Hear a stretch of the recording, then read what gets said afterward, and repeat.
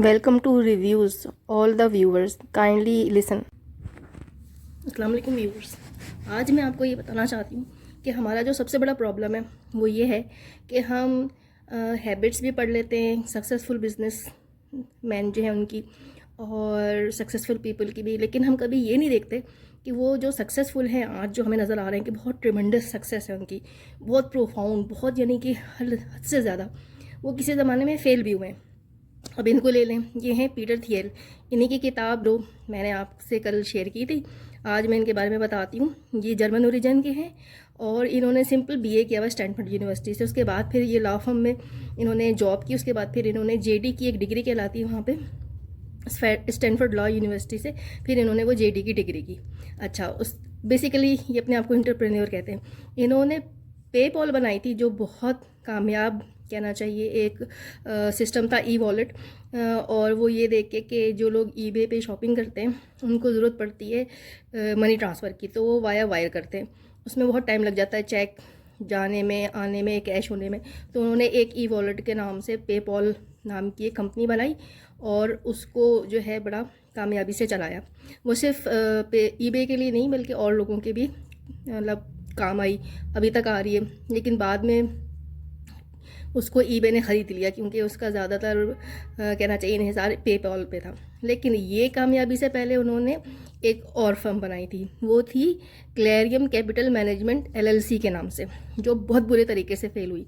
शुरू में उसने कामयाबी हासिल की, 7-8 साल वो कामयाब रही, लेकिन वो नाकाम भी हुई। उसी दौरान जब वो चल रही थी, उसी दौरान उन्होंने पेपॉल जो है को फाउंडर नहीं थे इसके मेन जो ओरिजिनेटर थे वो ये थे एलन मस्क। ये अफ्रीकन बॉर्न अमेरिकन है और ये अपने आप को बिजनेसमैन कहते हैं। आजकल इनको टेस्ला के नाम से के हवाले से बहुत कुछ इनके बारे में मशहूर है। अच्छा जी, क्या कहते हैं, इनका मसला ये था कि ये यूनिवर्सिटी तो गए लेकिन वहाँ से ड्रॉप आउट हो गए और वहाँ उन्होंने फिर उसके बाद क्या डिग्री की ये मुझे इसका नहीं पता।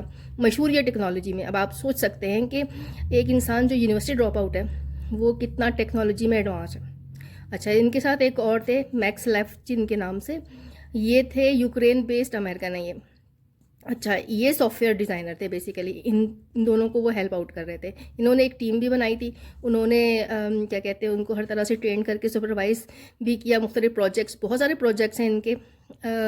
जब पेपॉल बिक गई तो एलन मस्क तो उसमें से निकल गए और बाकी रह गए ये दो।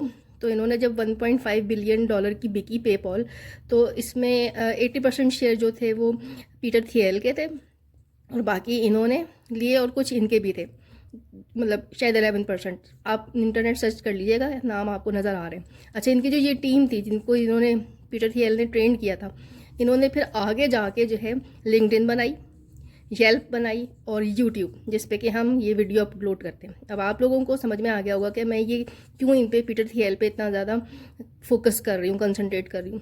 एक तो मेरे लिहाज से फ़ेल होना कोई बड़ी बात नहीं है, बल्कि मैं कहती हूँ फ़ेल जब तक आप नहीं होते उस वक्त तक आप पास भी नहीं हो सकते। क्यों? मेरे लिहाज से फ़ेल जो है वो फर्स्ट अटैम्प्ट इन लर्निंग है। यानी कि आपको इससे ये पता चल जाता है कि आप कितने पानी में और कितना जो कुछ आपने सोचा हुआ है, जो आपका विजन है, जो आपकी प्लानिंग है, जो आपकी स्ट्रेटेजी है, मार्केट रिसर्च है, फिजिबिलिटी स्टडी है, जो भी है, वो किस हद तक आपने सही की है, कितनी आप सही डायरेक्शन में। ज़ाहिर है आप अपनी सर्विसेज के, अपनी प्रोडक्ट के खुद तो यूज़र अकेले नहीं है ना। अगर आप हैं तो कोई मसला नहीं है, लेकिन आप तो वो बाकी लोगों को भी प्रोवाइड करना चाह रहे हैं, तो फिर उनको फोकस करें।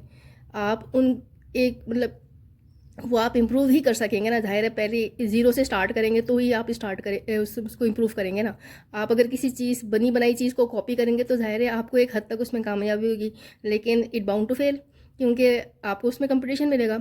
और पीटर थियल के मुताबिक कंपटीशन जो है वो इन्वेस्टमेंट के लिए जहर कातिल है, मतलब ख़त्म करने के लिए। और आपने बेसिकली ऐसी नीश क्रिएट करनी है स्मॉल ग्रुप के लिए जो कि उनको सर्विस प्रोवाइड करे और उसमें आपका कोई कंपटीटर ना हो। यानी कि आप एग्जाम्पल ले लें गूगल सर्च की, कि गूगल सर्च इंजन एक वाहिद ऐसा है कि आप सारी चीज़ें ज़्यादातर उसी पे सर्च करते हैं। गूगल ने पहले सिर्फ सर्च इंजन यानी कि मुख्तलिफ वेबसाइट्स के लिए किया, फिर बुक्स आ गई, फिर उसमें मैप्स आ गए, अब बहुत सारी चीज़ें आती जा रही हैं। फिर उसने एंड्रॉयड के साथ कॉम्बिनेशन में काम किया, अब और मज़ीद काम चल रहे हैं उनके। और क्या कहते हैं, और आगे किधर तक जाएगा आप इसका अंदाज़ा लगा लें कि उसको कोई कंपटीशन नहीं है, इसलिए उसने कामयाबी ही हासिल करनी है। तो इस तरह की कोई चीज़ दिमाग में रखें, छोटी सी चीज़ से स्टार्ट करें और उसके बाद फिर आहिस्ता आहिस्ता वहाँ से प्रोग्रेस करें। यही इनकी फ़िलासफ़ी है 0 to 1 की। ये 1 to N की प्रोग्रेस की बात नहीं करते हैं। जैसे ग्लोबलाइजेशन होती है, जो ज़्यादातर काम आप देखें, जैसे चाइना अगर कर रहा है कोई काम, तो वो हर लेवल के ऊपर अपनी प्रोडक्ट बना रहा है, ख़ास मतलब फोकस नहीं है, जनरलाइजेशन है, स्पेशलाइजेशन नहीं है। तो ये बात स्पेशलाइजेशन की करते हैं। तो मैं उम्मीद करती हूँ आपको थोड़ा बहुत समझ में आ गया होगा। मैं मज़ीद कोशिश करूँगी कि इसके ऊपर आप लोगों को बता सकूँ कि कौन कौन सी सर्विसेज, प्रोडक्ट्स या इंडस्ट्रीज़ जो हैं वो पहले क्या थी, फिर उनका क्या स्टेटस हुआ, अब वो कामयाब हैं या बंद हो गई। 2-4 का तो मैंने नाम लिया है। मज़ीद मैं आपको इस बारे में आगे वीडियोस जो आएंगी उसमें बताऊंगी। और कुछ सब्सक्राइबर्स ने और व्यूअर्स ने ये रिक्वेस्ट की है कि एक स्टेप वाइज प्रोसेस बताऊं कि कैसे एक कहना चाहिए कि स्टार्टअप बनाई जा सकती है। तो उसके लिए तो पहले मुझे एक स्टार्टअप बना के ख़ुद फिजिबिलिटी स्टडी करके देखना पड़ेगा वो चल रही है कि नहीं, फिर मैं उसके प्रोसेस शेयर कर सकती हूँ आपके साथ। किसी और का करना ज़ाहिर है मुझे नहीं पता उसने क्या स्टेप्स लिए होंगे, लेकिन मेरी कोशिश होगी कि मैं आपको उधर सेटिस्फाई कर सकूं। Thank you so much for your positive feedback. I hope कि आपको कुछ समझ में आ गया होगा।